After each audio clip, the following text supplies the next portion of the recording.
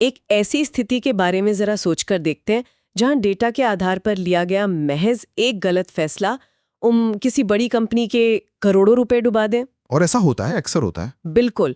या उससे भी बुरा, किसी अस्पताल में गलत डेटा एनालिसिस की वजह से मरीजों के इलाज की दिशा ही पूरी तरह से भटक जाए।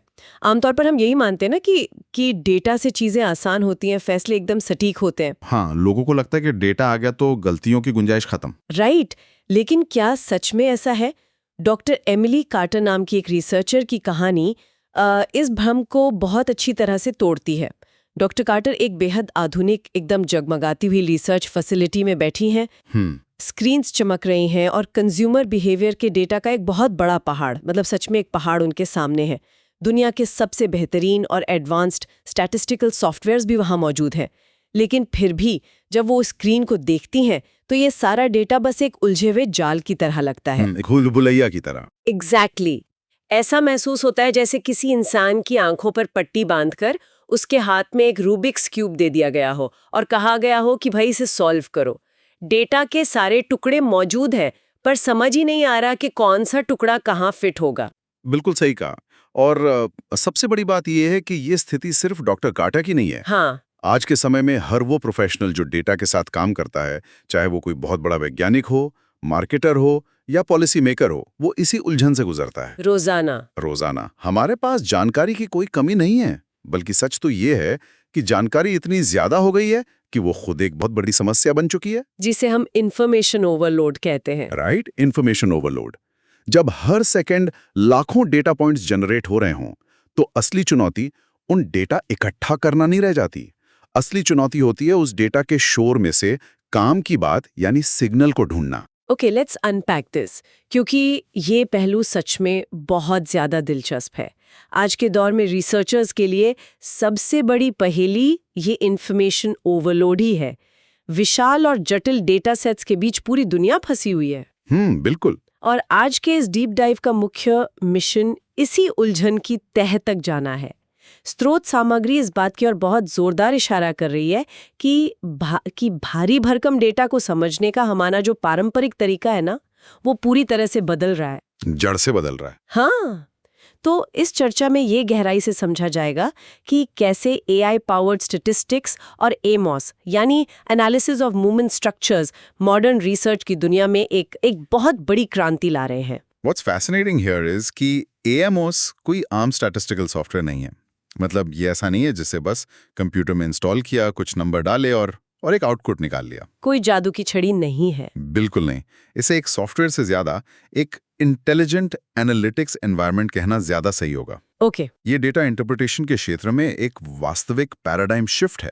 आसान शब्दों में कहें तो ये सिर्फ काम करने की स्पीड नहीं बढ़ा रहा है, बल्कि ये डेटा को देखने, उसे समझने और उससे सवाल पूछने के पूरे नजरिए को ही जड़ से बदल रहा है। तो अगर डॉक्टर कार्टर की उस आंखों पर पट्टी वाली उलझन और इस पैराडाइम शिफ्ट को एक साथ रखकर देखा जाए तो एक बहुत ही स्वाभाविक सा सवाल सामने आता है। वो क्या? आखिर AMOS तकनीकी रूप से इस इंफॉर्मेशन ओवरलोड की समस्या को सुलझाता कैसे है? मतलब पारंपरिक तरीके जिनका इस्तेमाल विज्ञान दशकों से कर रहा है, उनमें ऐसी क्या कमी रह गई जो एक बिल्कुल नई तकनीक की जरूरत आन पड़ी?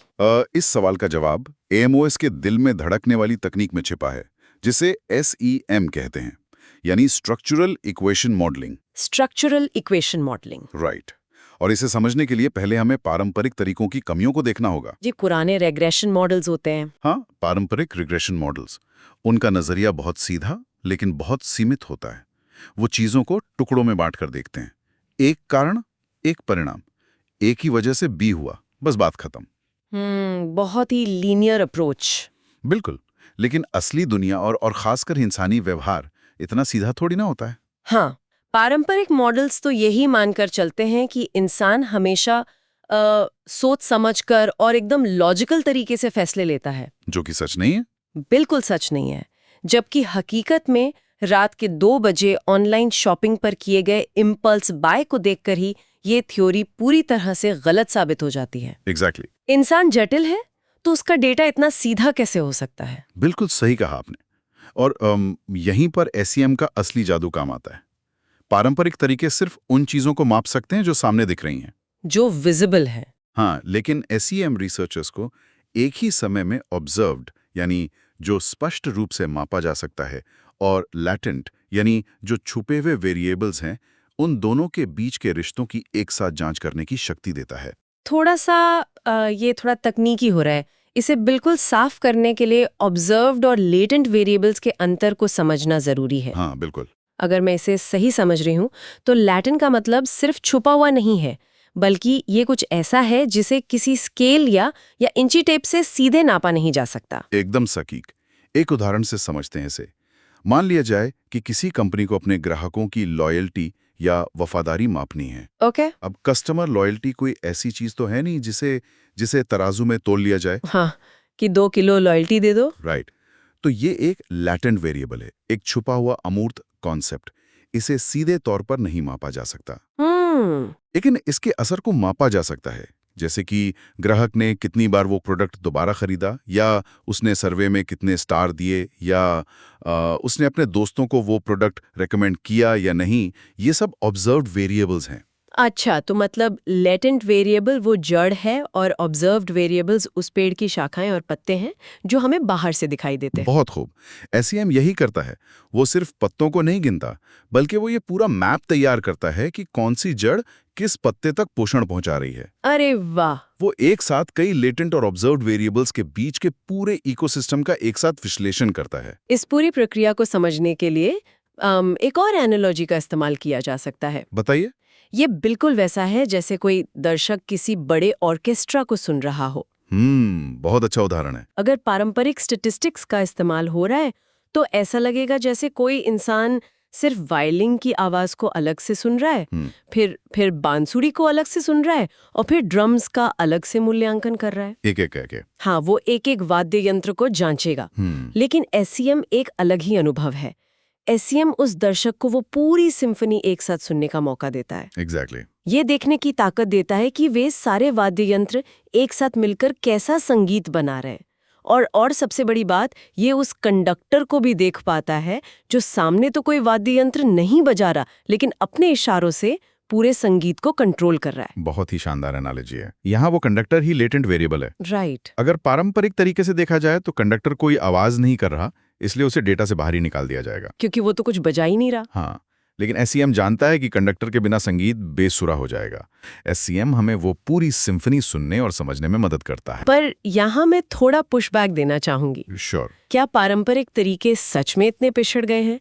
मतलब विज्ञान, मेडिसिन और इंजीनियरिंग ने दशकों तक इन्हीं सीधे रिग्रेशन मॉडल्स के दम पर तरक्की की है ना? बिल्कुल की है। तो क्या ऐसा तो नहीं कि SEM सिर्फ आसान चीजों को बिना बात के जटिल मतलब कॉम्प्लेक्स बना रहा है?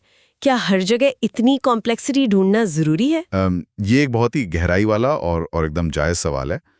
पारंपरिक तरीके बेकार नहीं है, लेकिन वे एक खास तरह की सीमा में बंधे हुए हैं। ओके। जब बात किसी मशीन के पुर्जों की हो तो शायद सीधा मॉडल काम कर जाए, लेकिन जहां इंसानी भावनाएं, सामाजिक कारक या जटिल प्रणालियां शामिल हों, वहां सीधा मॉडल धोखा दे जाते हैं। इसे स्रोत में दिए गए कस्टमर सेटिस्फैक्शन के उदाहरण से गहराई में समझा जा सकता है। तो कस्टमर सेटिस्फैक्शन को पारंपरिक तरीके से देखने में क्या परेशानी आती है? देखिए, अगर पारंपरिक तरीके से ये पता लगाना हो कि ग्राहक किसी उत्पाद से खुश क्यों है, तो हर एक कारक को अलग अलग देखा जाएगा। जैसे कीमत और क्वालिटी। हाँ, जैसे क्या कीमत का असर पड़ा, क्या कस्टमर सर्विस अच्छी थी।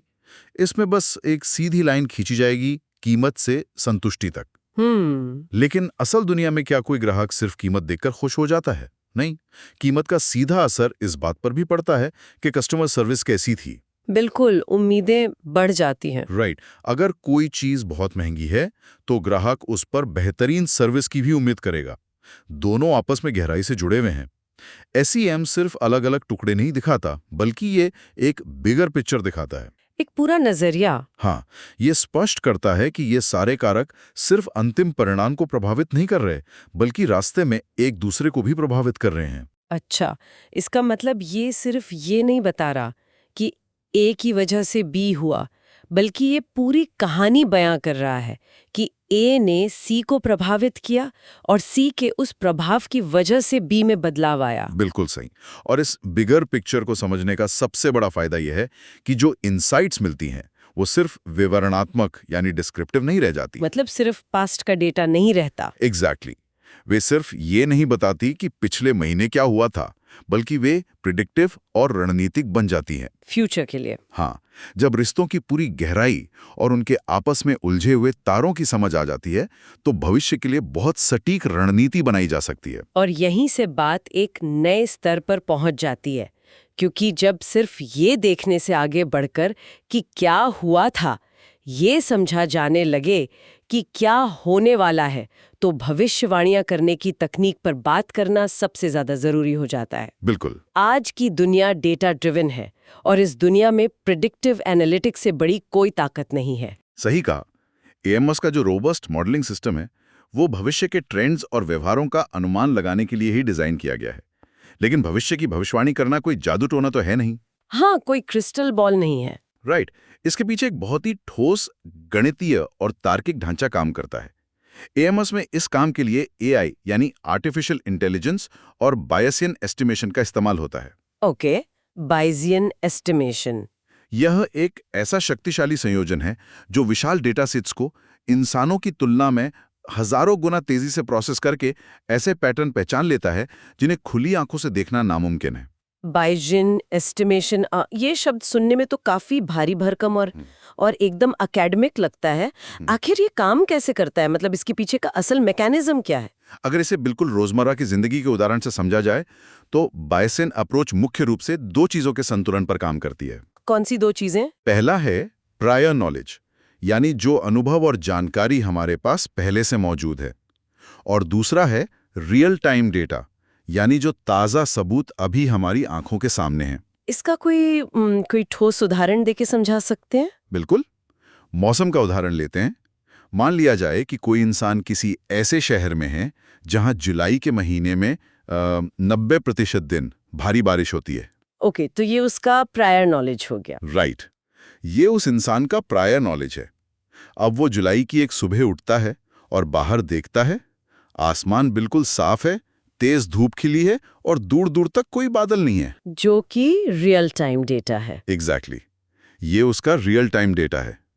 अब अगर वो सिर्फ पुराने ज्ञान पर चले तो वो पक्का छाता लेके निकलेगा, और अगर सिर्फ अभी के डेटा पर चले तो छाता घर ही छोड़ देगा। बिल्कुल। लेकिन बायेजियन लॉजिक इन दोनों को मिला देगा, राइट? हाँ, बायेजियन एस्टिमेशन गणितीय रूप से इन दोनों चीजों को तौलता है।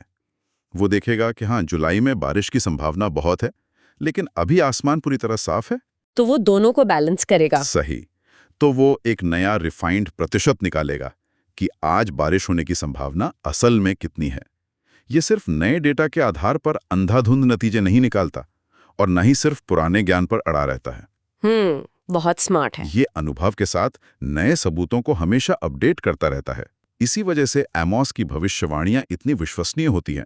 Here's where it gets really interesting, क्योंकि जब भी एआई की बात आती है तो एक बहुत बड़ी बहस शुरू हो जाती है। हाँ, एआई तो हमेशा ही चर्चा में रहता है। बिल्कुल, ये एक बहुत महत्वपूर्ण सवाल है। अगर एआई इतने बड़े डेटा को खुद ही प्रोसेस कर रहा है, बायेजियन लॉजिक लगा रहा है और सारे पैटर्न खुद बता रहा है, तो क्या वो सच में सिर्फ एक सुपरफास्ट कैलकुलेटर की तरह पुराने डेटा की बहुत तेज छटाई कर रहा है, या फिर वो सच में कुछ नया सोच रहा है? मतलब क्या एआई के अंदर कोई रचनात्मकता है? ये एक बहुत ही गहरी और दार्शनिक बात है। तकनीकी रूप से देखा जाए तो एआई पावर्ड एमोस अपने आप में किसी इंसान की तरह सोचता नहीं है। उसमें कोई अवेयरनेस नहीं है। राइट। उसके पास कोई चेतना या कॉन्शियसनेस नहीं है, लेकिन उसके पैटर्न पहचानने की क्षमता इतनी विशाल है कि वो डेटा में उन धागों को जोड़ देता है जो मानवीय दिमाग उन्हें शायद कभी एक साथ सोच ही नहीं सकता। मतलब जो कनेक्शन हम मिस कर जाते हैं। बिल्कुल। इसलिए उसके निकाले गए नतीजे हमें नए या रचनात्मक लगते हैं। लेकिन एआई का सबसे बड़ा और क्रांतिकारी योगदान ये नहीं है कि वो इंसानों की जगह ले रहा है। तो फिर उसका असली योगदान क्या है? उसका असली कमाल ये है कि वो इंसानी रिसर्चर्स को उस थकाऊ, उबाऊ और वर्णनात्मक काम से आजाद कर देता है जिसमें उनकी आधी जिंदगी निकल जाती थी। डेटा क्लीनिंग और सॉर्टिंग जैसे कामों से। एग्जैक्टली। डेटा को साफ करना, उसे सॉर्ट करना, सामान्य पैटर्न्स को मार्क करना, ये सब अब एआई सेकंड्स में कर देता है। मतलब डॉक्टर कार्टर जैसे रिसर्चर्स को अब डेटा के उस पहाड़ में बैठकर सिर्फ एक्सेल शीट्स की कतारें नहीं गिननी पड़ेंगी। बिल्कुल नहीं। वे उस रूबिक्स क्यूब को आंखों पर पट्टी बांधकर सॉल्व करने से बच जाएंगे। सही कहा। जब एआई ये भारी भरकम काम संभाल लेता है तो रिसर्चर्स के पास समय, ऊर्जा और सबसे जरूरी बात मानसिक स्पष्टता बचती है, मेंटल क्लैरिटी, जो कि बहुत जरूरी है। हाँ, उस ऊर्जा का इस्तेमाल वे उन इनसाइट्स के आधार पर नई रणनीतियां बनाने में लगा सकते हैं। उनका काम डेटा क्या कह रहा है ये ढूंढने से बदलकर इस डेटा के आधार पर अब दुनिया में क्या बदलाव लाना है इस पर आ जाता है। वाओ। और if we connect this to the bigger picture तो स्पष्ट रूप से देखा जा सकता है कि कैसे एआई और बायसियन एस्टिमेशन मिलकर डेटा इंटरप्रिटेशन की पुरानी दीवारों को गिरा रहे हैं और सीधे तौर पर डेटा ड्रिवन रणनीतिक फैसलों का एक नया हाईवे तैयार कर रहे हैं। बिल्कुल। ये पूरी चर्चा सुनकर तो ऐसा लगता है कि रिसर्चर्स के हाथ में कोई महाशक्ति लग गई है। एक तरह से हाँ। लेकिन देखिए, एआई, एसईएम और बायेसियन लॉजिक, ये सब कागज पर सिद्धांतों में और तकनीकी बहसों में तो बहुत शानदार लगते हैं। हाँ। लेकिन असली दुनिया में इनका क्या प्रभाव हो रहा है? क्योंकि जब तक थ्योरी को असली दुनिया के व्यावहारिक उपयोगों से ना जोड़ा जाए तब तक इसकी असली ताकत समझ में नहीं आती। इस बात से पूरी तरह सहमत हूँ। स्रोत सामग्री में इसके व्यवहारिक उपयोगों पर बहुत विस्तार से चर्चा की गई है और दिलचस्प बात यह है कि ये उपयोग किसी एक क्षेत्र तक सीमित नहीं है। मतलब हर फील्ड में इसका काम है। हाँ, अगर ध्यान से देखा जाए तो हर क्षेत्र की मूल समस्या एक ही है, इंसानी व्यवहार और प्राकृतिक प्रणालियों की अनिश्चितता, अनप्रेडिक्टेबिलिटी। राइट। एमोस इसी अनिश्चितता को डिकोड करता है। तो चलिए अलग अलग क्षेत्रों में इसके प्रभाव को देखते हैं। सबसे जटिल क्षेत्र से शुरू करते हैं, हेल्थ केयर। हेल्थ केयर में डेटा सिर्फ नंबर नहीं होते, वे जिंदगियां होती हैं। बिल्कुल। और किसी भी इंसान का स्वास्थ्य कभी भी किसी एक कारक पर निर्भर नहीं करता। इसमें जेनेटिक बनावट, आसपास का पर्यावरण और लाइफस्टाइल का एक बहुत ही जटिल इंटरैक्शन होता है। सब कुछ आपस में जुड़ा है। हाँ, कोई इंसान बीमार क्यों पड़ता है? सिर्फ इसलिए नहीं कि उसके जीन में बीमारी है, बल्कि शायद इसलिए कि उस जीन का असर उसके खानपान और तनाव के साथ मिलकर ट्रिगर हो गया। जो कि फिर से एक लेटेंट वेरिएबल का खेल है। एग्जैक्टली। एमोस रिसर्चर्स को इन सभी कारकों के बीच के उलझे हुए जालों को एक साथ मॉडल करने की शक्ति देता है, जिससे बेहतर इलाज मिल सके। न सिर्फ एक मरीज के लिए सटीक इलाज ढूंढा जा सकता है, बल्कि पूरी आबादी के लिए प्रभावी पब्लिक हेल्थ रणनीतियां भी बनाई जा सकती हैं। और अगर हेल्थ केयर के इस अनिश्चित इंसान वाले कॉन्सेप्ट को बाजार की तरफ मोड़ा जाए तो मार्केट बिहेवियर में भी इसका बहुत बड़ा रोल होना चाहिए। बहुत बड़ा रोल है, क्योंकि ग्राहक भी तो आखिर इंसान ही है ना, जो बहुत अप्रत्याशित तरीके से व्यवहार करते हैं। निस्संदेह है। आज के दौर में कंपनियां इस बात से खुश नहीं हो सकती कि पिछले महीने उनका प्रोडक्ट बहुत बिका। उन्हें आगे का सोचना है। हाँ, उन्हें ये जानना है कि आने वाले 6 महीनों में कंज्यूमर का मूड कैसे बदलने वाला है। एमोस का इस्तेमाल करके डेटा साइंटिस्ट ऐसे मॉडल तैयार करते हैं जो सिर्फ पुरानी सेल्स रिपोर्ट नहीं देखते, बल्कि कंज्यूमर के आने वाले ट्रेंड्स, उनकी बदलती पसंद और खरीदारी के पैटर्न की भविष्यवाणी करते हैं। जैसे अगर कोई ट्रेंड बदलने वाला हो, मान लिया जाए कि किसी देश में आर्थिक मंदी की आहट है, तो एमोस ये प्रेडिक्ट कर सकता है कि लोग किस तरह के लग्जरी आइटम से दूरी बनाएंगे और किन जरूरी चीजों पर खर्च बढ़ाएंगे। अच्छा, तो कंपनियां पहले से तैयार रह सकती हैं? बिल्कुल।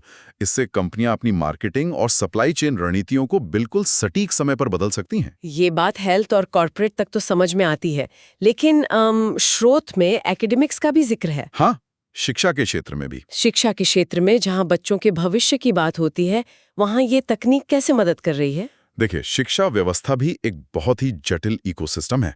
एक छात्र परीक्षा में सफल होगा या नहीं, ये सिर्फ इस बात पर निर्भर नहीं करता कि उसने कितनी किताबें पढ़ी। और भी बहुत सी चीजें होती हैं। राइट। एक छात्र का सोशियो इकोनॉमिक स्टेटस क्या है, उसे पढ़ाने का तरीका कैसा है, उसके घर का वातावरण कैसा है और उसका मानसिक स्वास्थ्य कैसा है। ये सब लेटेंट और ऑब्जर्व्ड वेरिएबल्स एक दूसरे से गुथे हुए हैं। और एमोस इन सबको एक साथ देखता है। हाँ, एमोस इन सभी कारकों का एक साथ विश्लेषण करता है। इस तरह के विस्तृत विश्लेषण से पॉलिसी मेकर्स ये समझ पाते हैं कि शिक्षा व्यवस्था में असल में कहाँ बदलाव करने से सबसे ज्यादा फायदा होगा। मतलब हो सकता है प्रॉब्लम सिलेबस में ना हो, कहीं और हो। एग्जैक्टली। शायद समस्या स्कूल के सिलेबस में ना होकर बच्चों तक पहुंचने वाले पोषण में हो। एमोस ऐसी ही छुपी हुई कड़ियों को सामने लाता है। और अंत में ये सब लौटकर फिर से कॉर्पोरेट दुनिया के सबसे अहम हिस्से पर आता है, संस्थागत फैसला या ऑर्गेनाइजेशनल डिसीजन मेकिंग। बिल्कुल। बड़ी कंपनियों के लीडर्स को रोजाना भारी फैसले लेने होते हैं और वहां भी उनके सामने वही अनिश्चित इंसान होते हैं, उनके अपने कर्मचारी। सही कहा। किसी भी बड़े संगठन में एम्प्लॉय डायनामिक्स को समझना सबसे मुश्किल काम है। हाँ, लोग कंपनी क्यों छोड़ रहे हैं ये समझना बहुत मुश्किल है। कर्मचारी खुश क्यों हैं? बेहतरीन टैलेंट कंपनी क्यों छोड़ रहा है? क्या सिर्फ सैलरी बढ़ाने से प्रोडक्टिविटी बढ़ जाएगी? जो कि हमेशा काम नहीं करता। राइट। एमॉस की मदद से एचआर और कंपनी के लीडर्स इन सभी संगठनात्मक कारकों के रिश्तों का मैप तैयार कर सकते हैं। वे देख सकते हैं कि वर्क लाइफ बैलेंस, जो कि एक लेटेंट वेरिएबल है, उसका असर कर्मचारी के कंपनी में टिके रहने, जो एक ऑब्जर्व्ड वेरिएबल है, उस पर कैसे पड़ रहा है। मतलब ये सिर्फ अंदाजा लगाने से कहीं ज्यादा है। बहुत ज्यादा। इससे उन्हें रिसोर्स एलोकेशन को ऑप्टिमाइज करने और एकदम ठोस रणनीतिक फैसले लेने में मदद मिलती है। So what does this all mean? अगर इन सभी अलग अलग उदाहरणों के धागों को एक साथ जोड़ा जाए तो सबसे बड़ी बात जो उभर कर सामने आती है वो है एएमओएस और एसईएम तकनीक का वर्सेटाइल होना। बहुत ज्यादा वर्सेटाइल है। ये बात सच में दिमाग को हिला देने वाली है कि मूल रूप से एक ही गणितीय सिद्धांत, एक ही सॉफ्टवेयर ढांचा अस्पताल में जीन्स और लाइफस्टाइल की गुत्थियां सुलझा रहा है। बाजार में ये बता रहा है कि लोग अगले महीने क्या खरीदेंगे। स्कूलों में ये पता लगा रहा है कि बच्चे फेल क्यों हो रहे हैं। और बड़ी कंपनियों में ये समझा रहा है कि कर्मचारी इस्तीफा क्यों दे रहे हैं। ये सब कुछ सिर्फ एक चीज की ओर इशारा करता है, छुपे हुए रिश्तों को समझने की ताकत। This raises an important question. आज के इस डिजिटल युग में दुनिया के हर कोने में, हर डिवाइस में बेतहाशा डेटा पैदा हो रहा है। डेटा का सैलाब है सच में। डेटा की कोई कमी नहीं है, सैलाब आया हुआ है। लेकिन सिर्फ डेटा का ढेर इकट्ठा कर लेना किसी को ताकतवर नहीं बनाता। बिल्कुल नहीं। उस डेटा के अंदर झांकना, उसके अंदर गहराई में छिपे हुए पैटर्न्स को पहचानना और सबसे जरूरी बात, उस समझ को सही एक्शन में बदलना ही आज की सबसे बड़ी चुनौती है। राइट। और एमोस का पैराडाइम शिफ्ट बिल्कुल यही काम कर रहा है। वो डेटा के बहरे कर देने वाले शोर के बीच से काम की साफ आवाज यानी सिग्नल को अलग करके सुना रहा है। तो अगर इस पूरे डीप डाइव के सार को समेटा जाए तो एक बात बिल्कुल शीशे की तरह साफ हो जाती है। वो क्या? आज के समय में एक स्मार्ट रिसर्चर की टूल किट इस बात से तय नहीं होती कि उनके पास कितने टेराबाइट डेटा तक की पहुंच है, बल्कि यह इस बात से तय होती है कि उनके पास उस डेटा को ज्ञान में और उस ज्ञान को सही एक्शन में बदलने के लिए कौन से टूल्स हैं। बहुत सही बात कही। डॉक्टर कार्टर की उलझन का समाधान डेटा को कम करने में नहीं था, बल्कि उसे देखने का चश्मा बदलने में था। बिल्कुल। और एमोस तथा एआई जैसी तकनीकें प्रोफेशनल्स की विश्लेषणात्मक स्किल्स को सिर्फ आज की चुनौतियों के लिए नहीं, बल्कि आने वाले कल के लिए भी फ्यूचर प्रूफ कर रही हैं। Future proof. वे एक ऐसे युग की नींव रख रहे हैं जहां बड़े फैसले किसी के गट फीलिंग या अंदाजे पर नहीं, बल्कि पक्के सबूतों और एविडेंस बेस्ड इनोवेशन पर टिके होंगे। यह सच में एक नई शुरुआत है। लेकिन जाते जाते इस पूरी चर्चा के बुनियाद पर एक विचारणीय प्रश्न उठता है, जिस पर हम गहराई से सोचने की जरूरत है। बिल्कुल। अगर एमोस और एआई जैसी उन्नत तकनीकें भविष्य में इतनी ज्यादा शक्तिशाली हो जाएं कि वह खुद ही दुनिया के सारे डेटा में छुपे हुए लैटेंट वेरिएबल्स ढूंढ ले, खुद ही सारे जटिल मॉडल बना ले और एकदम सटीक भविष्यवाणियां कर दें, तो फिर आने वाले कल में एक रिसर्चर, एक वैज्ञानिक या एक इंसान का सबसे मुख्य काम क्या रह जाएगा? बहुत ही गहरा सवाल है। क्या उनका काम महज डेटा को प्रोसेस करना रह जाएगा, या फिर उनका असली काम एआई से सही, अचूक और एकदम नए सवाल पूछने की कला सीखना होगा? जब मशीनें सारे जवाब देने लगेंगी तो शायद सबसे कीमती कौशल सही सवाल पूछना ही बन जाएगा। इस विचार के साथ इस डीप डाइव को यहीं विराम देते हैं।